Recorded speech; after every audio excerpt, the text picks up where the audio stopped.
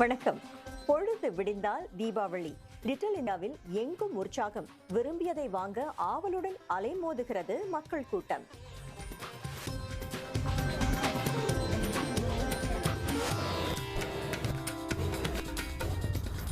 தீபாவளி செய்திகளையும் பார்த்து ரசிக்கவிருக்கிறோம். முதலில் தலைப்புச் செய்திகள்.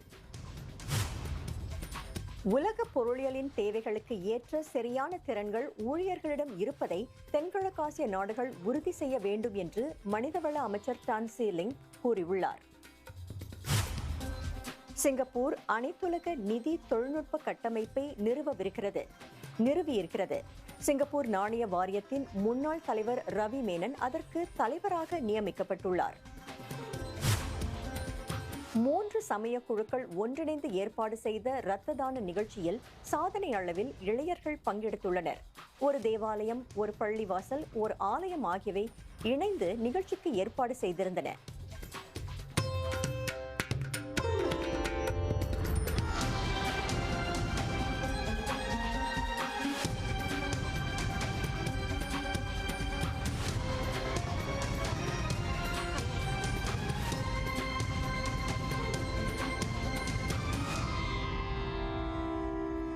உலக பொருளியலின் மாறிவரும் தேவைக்கு ஏற்ப ஊழியர்கள் பொருத்தமான திறன்களை பெற்றிருக்க வேண்டும் என்று மனிதவள அமைச்சர் டான் சீ லிங் கூறியுள்ளார். தென்கிழக்காசிய நாடுகள் அதனை உறுதி செய்ய வேண்டும் என்றார் அவர். ஆசியான் தொழிலாளர் அமைச்சர்கள் கூட்டத்துக்கு தலைமையேற்று அமைச்சர் டான் பேசினார். புதிய வேலைகளை உருவாக்க நவீன துறைகளில் ஈடுபட வேண்டும். உற்பத்தி திறனை உயர்த்த தொழில்நுட்பத்தை பயன்படுத்த வேண்டும் என்று டாக்டர் டான் வட்டார நாடுகளை கேட்டுக்கொண்டார். We must also ensure that no one is left behind. எவரும் பின்தங்கிவிடாமல் இருப்பதை உறுதி செய்ய வேண்டும் என்றார் டாக்டர் டான். வேலை பாதுகாப்பை விரிவுபடுத்துதல், ஊழியர்களுக்கு உதவுதல் முதலியவற்றிலும் கவனம் செலுத்த வேண்டும் என்றார் அவர். அதே கூட்டத்தில் பேசிய ஆசியானின் தலைமைச் செயலாளர் கவ் கிம் ஹான் வட்டாரம் பெரிய அளவில் உருமாறி வருவதாக சொன்னார். தொழில்நுட்ப முன்னேற்றம், பொருளியல் மாற்றங்கள், மக்கள் தொகை புள்ளி விவரங்களில் மாற்றம் முதலியவற்றை அவர் சுட்டினார். ஊழியர்களை பாதுகாத்து அவர்களை காலத்துக்கேற்ப தயாராய் வைத்திருப்பது முக்கியம் என்றார் திரு காவ். சிங்கப்பூர் GFTN எனும் அனைத்துலக நிதி தொழில்நுட்ப கட்டமைப்பை உருவாக்குகிறது. சிங்கப்பூர் நாணய வாரியத்தின் முன்னாள் தலைவர் ரவி மேனன் அதன் தலைவராக நியமிக்கப்பட்டுள்ளார். நிதி தொழில்நுட்ப நடுவமாக சிங்கப்பூரின் நிலையை வலுப்படுத்தவும் மற்ற நாடுகளுடன் தொடர்புகளை மேம்படுத்தவும் புதிய கட்டமைப்பு உதவும். தொழில்நுட்பத்தை பயன்படுத்தவும் உலகளவிய கூட்டு முயற்சிகளின் மூலம் புத்தாக்கத்தை வளர்க்கவும் அது துணை புரியும். வாரியம் இதற்கு முன்னர் நிதி தொழில்நுட்ப கலந்துரையாடல்களை நடத்த எலிவண்டி எனும் லாப நோக்கமற்ற நிறுவனத்தை அமைத்திருந்தது. புதிய GFTN கட்டமைப்பு அதற்கு மாற்றாக செயல்படும். முந்தைய அமைப்பின் வளங்களுடன் அதில் உள்ளவர்களும் புதிய கட்டமைப்புக்கு மாற்றப்படுவர். 3 சமய குழுக்கள் சேர்ந்து ஏற்பாடு செய்த இரத்த தான நிகழ்ச்சியில் சுமார் 200 பேர் கலந்து கொண்டனர். ஒரு தேவாலயம், ஒரு பள்ளிவாசல், ஒரு ஆலயம் ஆகியவை அந்த நிகழ்ச்சிக்கு ஏற்பாடு செய்திருந்தன. நிகழ்ச்சி 2017 ஆண்டுதோறும் நடைபெறுகிறது. 16 முதல் 25 வயது வரையிலான இளம் நன்கொடையாளர்கள் இம்முறை அதிக எண்ணிக்கையில் பங்கெடுத்தனர். சிங்கப்பூருக்குள் நிலவும் ஒருமைப்பாட்டை நிகழ்ச்சி பிரதிபலிப்பதாக ஏற்பாட்டாளர்கள் கூறுகின்றனர். நல்ல செயலுக்கு இனம், மதம் பாராமல் மக்கள் ஒன்று கூடியதை அவர்கள் சுட்டினர். 7 ஆண்டாக நடைபெறும் நிகழ்ச்சியில் இதுவரை மொத்தம் சுமார் 250 லிட்டர் ரத்தம் சேகரிக்கப்பட்டுள்ளது. அதை கொண்டு 1600க்கும் மேற்பட்டோரின் உயிர்களை காப்பாற்றலாம். இரத்த தான நிகழ்ச்சியில் உள்துறை சட்ட அமைச்சர் க சண்முகம் கலந்து கொண்டார். வெவ்வேறு சமய அமைப்புகளில் இருந்து வந்திருந்த இளைஞர்களுடன் அவர் உரையாடினார். சமூக பிணைப்பை வலுப்படுத்த சமயங்களுக்கு இடையிலான இத்தகைய நிகழ்ச்சிகள் முக்கியம் என்றார் திரு சண்முகம்.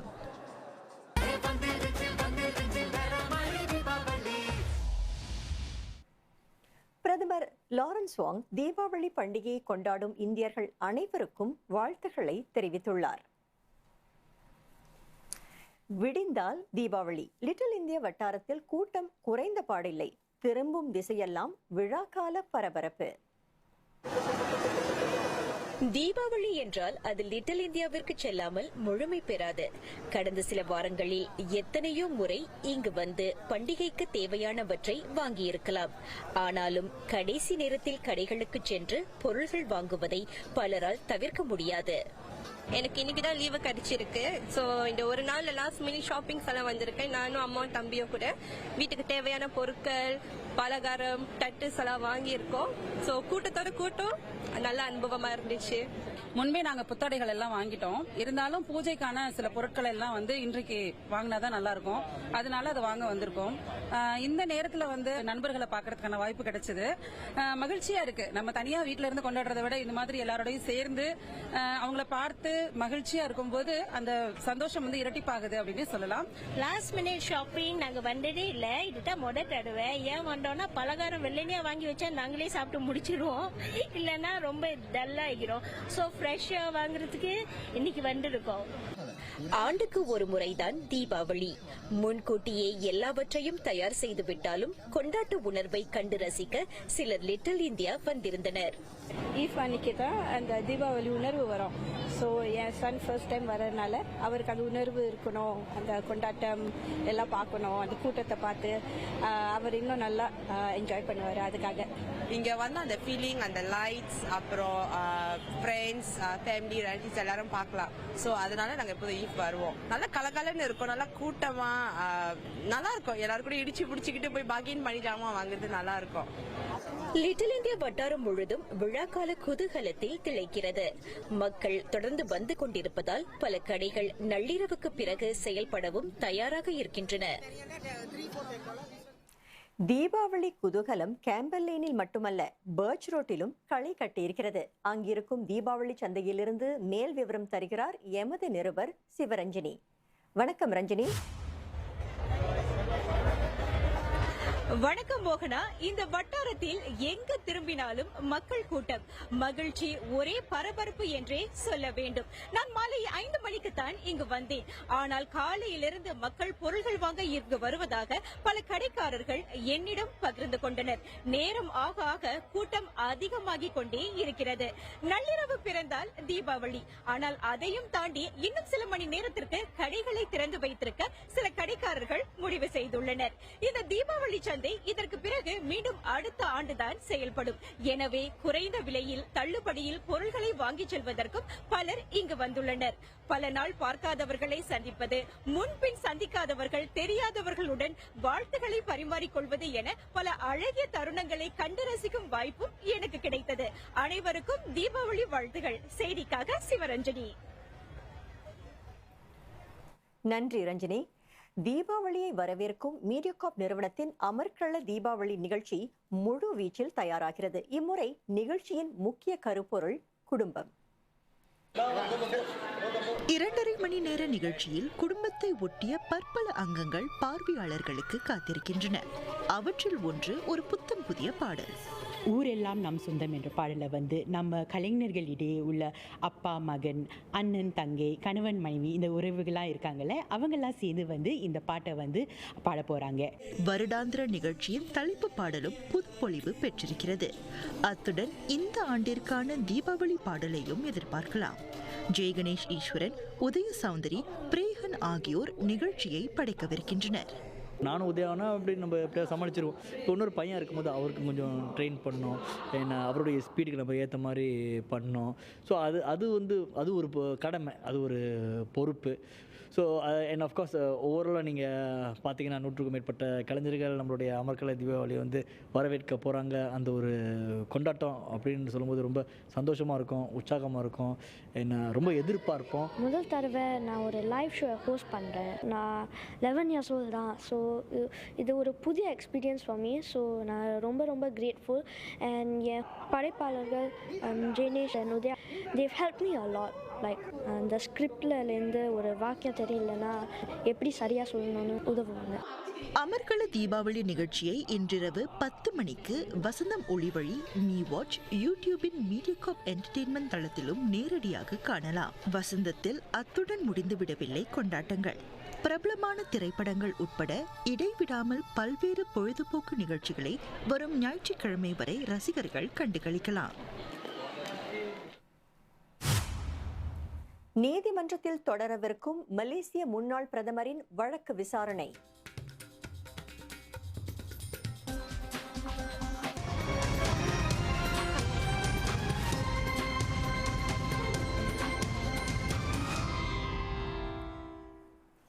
மலேசியாவின் முன்னாள் பிரதமர் நஜீப் ரசாக்கிற்கு எதிரான வழக்கில் தற்காப்பு வாதத்தை முன்வைக்க வருமாறு அவர் கேட்டுக் கொள்ளப்படவிருக்கிறார். அதிகாரத்தை தவறாக பயன்படுத்தியது, கள்ளப்பணத்தை நல்ல பணமாக்கியது என மொத்தம் 25 குற்றச்சாட்டுகளை திரு நஜீப் எதிர்நோக்குகிறார். 1MDB ஊழல் வழக்கில் போதுமான ஆதாரங்கள் சமர்ப்பிக்கப்பட்டிருப்பதாக நீதிபதி தெரிவித்தார். கோலாலம்பூரின் உயர் நீதிமன்றத்தில் நீதிபதி இன்று அவரின் முடிவை அறிவித்தார். திரு நஜீப்பிடம் மறைக்க எதுவும் இல்லை என்று அவரது வழக்கறிஞர் நீதிமன்றத்தில் தெரிவித்தார். இவ்வாண்டு மே இறுதியில் திரு நஜீப்புக்கு எதிரான வழக்கில் அரசாங்க தரப்பு அதன் வாதத்தை முடித்துக் கொண்டது. 2019ஆம் ஆண்டு ஆகஸ்ட் மாதம் தொடங்கிய வழக்கில் 50க்கும் மேற்பட்டோர் சாட்சியமளித்தனர். 71 வயது நஜீப் மலேசியாவின் ஊழல் எதிர்ப்பு ஆணைய சட்டத்தின் கீழ் குற்றஞ்சாட்டப்பட்டார். முதல் ஊழல் வழக்கில் மேல்முறையீடு நிராகரிக்கப்பட்ட நிலையில் திரு நஜீப் தற்போது 6 ஆண்டு சிறை தண்டனையை நிறைவேற்றி வருகிறார். இன்று காலை சுமார் 7:30 மணி முதல் அவரது ஆதரவாளர்கள் நீதிமன்ற வளாகத்திற்கு வெளியே கூடினர். 1MDB நிதி மோசடி விவகாரத்தை தவறாய் கையாண்டதற்காக நஜீப் கடந்த வாரம் மன்னிப்பு கேட்டுக்கொண்டார். லெபனானின் தெற்கு வடக்கு பகுதிகளில் மீட்புக் குழுவினர் மும்முரமாக பணியாற்றி வருகின்றனர். அந்த பகுதிகளில் இஸ்ரேலின் தாக்குதலில் 14 பேர் மாண்டனர், பலர் காயமடைந்தனர். வடக்கே தொலைவில் உள்ள சீடான் நகரில் 3 முறை தாக்குதல் நடத்தப்பட்டதாய் சொல்கிறது லெபனானின் சுகாதார அமைச்சு. தென்கரையோரம் செரஃபன் நகரிலும் கடுமையான தாக்குதல்கள். எதை அல்லது யாரை குறிவைத்து தாக்குதல் என்பது தெளிவாக தெரியவில்லை. இந்த வார தொடக்கத்தில் கிழக்கே பெக்கா பள்ளத்தாக்கில் தாக்குதல் நடத்தியது இஸ்ரேல். 62 பேர் மாண்டனர், 100க்கும் அதிகமானோர் காயமடைந்தனர். இஸ்ரேலின் ஆகாய தாக்குதலில் அந்த வட்டாரத்தின் சில நகரங்களில் இருந்த கட்டடங்கள் தரைமட்டமாகின. அதற்கு முன்னர் வெளியேறும்படி மக்களுக்கு எந்த எச்சரிக்கையும் விடுக்கப்படவில்லை என்று அதிகாரிகள் கூறினர். ஈரான் ஆதரவு ஹிஸ்புல்லா குழுவின் புதிய தலைவராக திரு நயீம் கசீம் தெரிவு செய்யப்பட்டுள்ளார். நீண்ட காலம் ஹிஸ்புல்லாவின் தலைவராய் இருந்த ஹசான் நசரல்லா 1 மாதத்துக்கு முன்னர் இஸ்ரேலின் தாக்குதலில் கொல்லப்பட்டார். புதிய தலைவர் திரு கசீம் 1953இல் பெய்ரூட்டில் பிறந்தவர். 30 ஆண்டுக்கு மேல் அவர் ஹிஸ்புல்லாவின் துணை தலைமைச் செயலாளராக இருந்துள்ளார். திரு நசரல்லாவுக்கு பிறகு உத்தேச தலைவர் வரிசையில் திரு கசீம் 2ஆம் இடத்தில் இருந்தார். திரு நஸ்ரல்லாவுக்கு பிறகு ஹிஸ்புல்லா நிர்வாக குழு உறுப்பினர் திரு ஹஷிம் சஃபீதின் தலைவராவார் என்று பலரும் கருதினர். இஸ்ரேலின் தாக்குதலில் அவரும் கொல்லப்பட்டார். 71 வயது கசீம் லெபனானில் சண்டை நிறுத்தத்தை வலியுறுத்துபவராக அறியப்படுகிறார். இஸ்ரேலுடன் பகைமையை முடிவுக்கு கொண்டுவர காசாவில் சண்டை நிறுத்தப்பட வேண்டும் என்று ஹிஸ்புல்லா முன்னதாக நிபந்தனை விதித்திருந்தது. இந்நிலையில் திரு கசீமின் நாள்கள் எண்ணப்படுவதாக எச்சரித்தார் இஸ்ரேலிய தற்காப்பு அமைச்சர். அவர் நீண்ட காலம் தலைவராக நீடிக்க முடியாது என்றார் இஸ்ரேலிய அமைச்சர். அமெரிக்க அதிபர் தேர்தலின் இறுதிக்கட்ட பிரச்சாரம் சூடுபிடித்திருக்கிறது. தேர்தலில் எலக்டோரல் காலேஜ் எனப்படும் 40 அதிபர் மன்ற வாக்குகளை தரவிருக்கும் மாநிலம் டெக்சஸ். கிட்டத்தட்ட 40 ஆண்டுகளாக டெக்சஸ் மாநிலத்தை குடியரசுக் கட்சியே வென்று வருகிறது. இந்த தேர்தலின் கருத்து கணிப்புகளும் அதையே காட்டுகின்றன. Ladies and gentlemen, please welcome the next... குடியரசுக் கட்சியின் சார்பில் போட்டியிடும் திரு டொனால்ட் ட்ரம்ப் 4 விழுக்காட்டு புள்ளிகளுக்கும் 12 விழுக்காட்டு புள்ளிகளுக்கும் இடையில் முன்னிலையில் இருக்கிறார். இந்த மாநிலத்தில் கருக்கலைப்புக்கு எதிராக வலுவான சட்டம் உள்ளது. திருவாட்டி கமலா ஹாரிஸ் அதை முன்னிலைப்படுத்தி பிரபல பாடகி பியான்சேயுடன் இணைந்து சில நாட்களுக்கு முன்பு இங்கு பிரச்சாரம் செய்தார். ஜனநாயக கட்சி டெக்சஸில் வென்று 40 அதிபர் மன்ற வாக்குகளை வெல்ல முடியுமா என்று தீவிர முயற்சி செய்கிறது. ஆனால் ஜனநாயக கட்சி எவ்வளவு முயன்றாலும் டெக்சாஸ் மாநிலத்தில் வெற்றி பெறுவது சிரமம் என்று இங்கு நான் பேசிய சிலர் கூறுகின்றனர். திரு டிரம்ப் முன்னர் அதிபராக இருந்தபோது எடுத்த அதிரடி முடிவுகள் அமெரிக்கர்களுக்கு நன்மையாக அமைந்ததாக அவர்கள் கூறுகின்றனர்.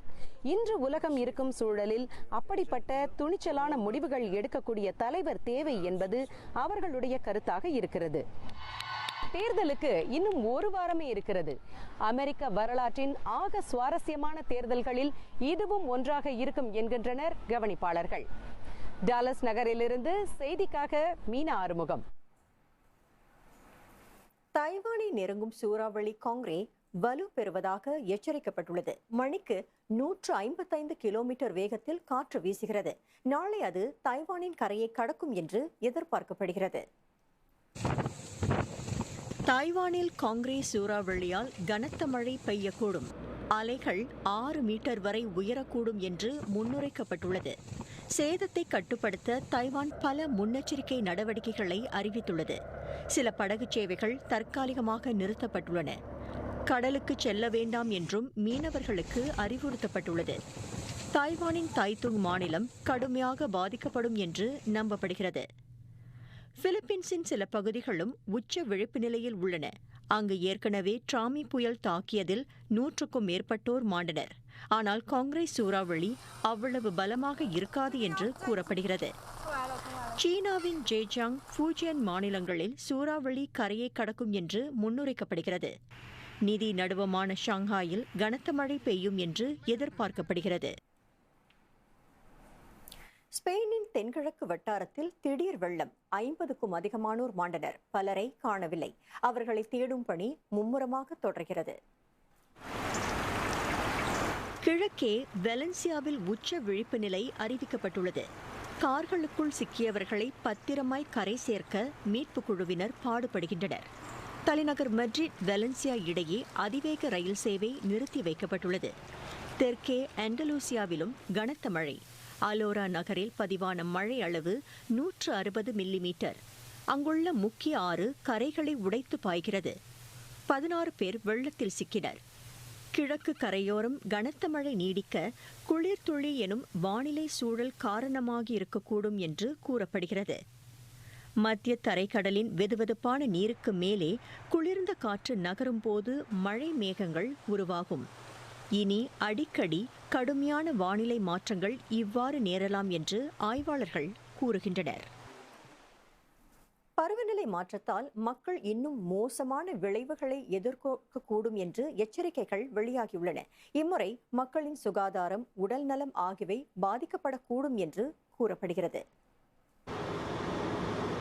உலக வெப்பமயமாதலால் மக்களின் சுகாதாரம் முன்னெப்போதும் இல்லாத அளவுக்கு மோசமாகி உள்ளதாக புதிய அறிக்கை ஒன்று சொல்கிறது.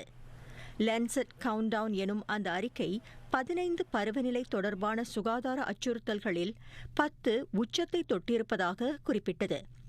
வெள்ளம், வறட்சி, மிதமிஞ்சிய வெப்பம், பட்டினி முதலியவை அவற்றுள் சில. 1990களுக்கு பிறகு 65 வயதை எட்டியோரிடையே கடும் வெப்பத்தால் மாண்டோர் எண்ணிக்கை சுமார் 170 விழுக்காடு உயர்ந்திருக்கிறது. அடுத்த மாதம் அசர்பைஜானில் நடைபெறவிருக்கும் பருவநிலை மாநாட்டுக்கு முன்னர் இந்த அறிக்கை வெளியாகியிருக்கிறது. தேசிய சேவையாளர்களுக்கு கிடைக்கவிருக்கும் சிறப்பு தொகை.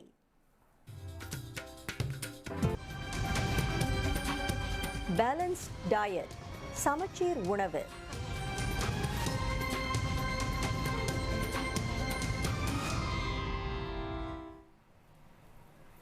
முன்னாள் இந்நாள் தேசிய சேவையாளர்களுக்கு 200 வெள்ளி ரொக்கம் NS லைவ் SG சிறப்பு தொகையாக வழங்கப்படவிருக்கிறது. 1.2 மில்லியன் பேருக்கு அந்த ரொக்கம் வழங்கப்படும்.